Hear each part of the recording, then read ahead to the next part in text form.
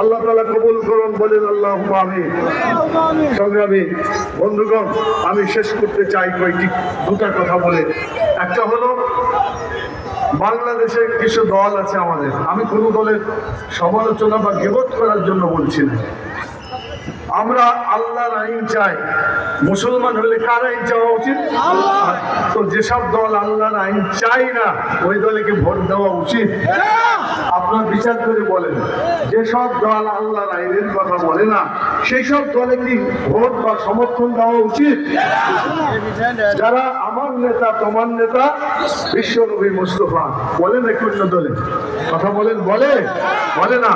যারা আল্লাহ নবীকে নেতা মানতে পারে না, নেতা বলে ঘোষণা দিতে পারে না, এটাকে সমর্থন করা কি উচিত?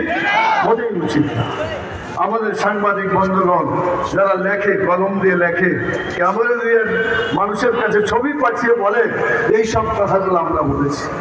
আমি ইতিপূর্বে দেখেছি সাংবাদিক বন্ধুগণ তারা রাজনৈতিক কথাবার্তা বলে, কিন্তু কোরআনের কথাগুলা আয়াত উদ্ধৃতি করে যেগুলো বলা হয়, এটা তারা লিখতে পারে? আমি জানি না, তাদেরকে বাধ্য করে না তারা নিজেরাই করে। আমার আবেদন, আপনি যে দুহাতটা দেখেন, এই হাতের মালিক আল্লাহ, আপনি কোরআনের আইনের পক্ষে কথা বলবেন, কথা ঠিক কিনা বলেন?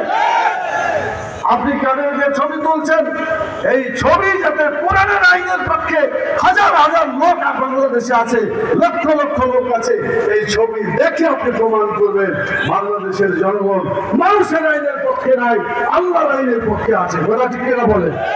এটা যদি দেখাইতে পারেন, আপনার ক্যামেরা সার্থক, আপনার ছবি সার্থক, আপনার লেখা সার্থক, আপনার পত্রিকার সার্থক, বাংলাদেশ সত্যিকার ভাবে আপনাদের দ্বারা উপকৃত হবে ইনশাআল্লাহ। আমরা বলি, এবার জামাত শিবিরের বাংলাদেশ। শেষ কথা বলতে চাই, প্রিয় ভাইরা, আল্লাহ তাআলা বলেছেন, আমি তোমাকে কোরআন দিয়েছি, রাসূল সাল্লাল্লাহু আলাইহি ওয়াসাল্লামের মাধ্যমে কোরআনকে বাস্তবায়ন করে দেখিয়েছি। মদিনায় ইসলামী রাষ্ট্র কায়েম করেছিলেন মুহাম্মদ রাসূলুল্লাহ সাল্লাল্লাহু আলাইহি ওয়াসাল্লাম। আপনারা কি চান সেই আইন আবার ফিরে আসুক? আগামী জাতীয় সংসদে আমরা যাতে ইসলামী রাষ্ট্র কায়েম করতে পারি, বাংলাদেশ জামাত ইসলামী ওই সমস্ত লোকের জন্য আমরা ওই সমস্ত লোকের জন্য দোয়া করব, ওই সমস্ত লোকের জন্য কাজ করব যারা মানুষের আইন নয়, আল্লাহর আইন প্রতিষ্ঠার জন্য চেষ্টা করবে, কথা ঠিক কিনা বলেন? আমাদের শ্রমিক কল্যাণ ফেডারেশন মানব রচিত শ্রমিক আইন নয়, আল্লাহর দেওয়া ইসলামী শ্রমনীতি, সেই শ্রমনীতি বাস্তবায়ন করতে চায়। সেই শ্রমনীতি বাস্তবায়ন করার জন্য আমি আপনাদেরকে আহ্বান জানাই, শ্রমিক কল্যাণ ফেডারেশনের সংগঠনকে শক্তিশালী করার জন্য আপনারা সহযোগিতা করবেন ইনশাআল্লাহ।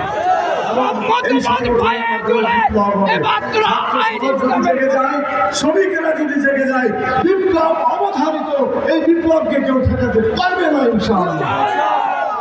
পুলিশ এসে আমার মনে পড়ে, এই লক্ষ্মীপুরে আমাদের শহীদ ডাক্তার ফায়েজ ভাই, আমি আগেও এসেছিলাম, তার সাথে কাজ করেছি, কথা বলেছি, অত্যন্ত ভালো মানুষ ছিলেন, শ্রমিকের বন্ধু ছিলেন, অসহায় মানুষের পাশে কাজ করেছেন।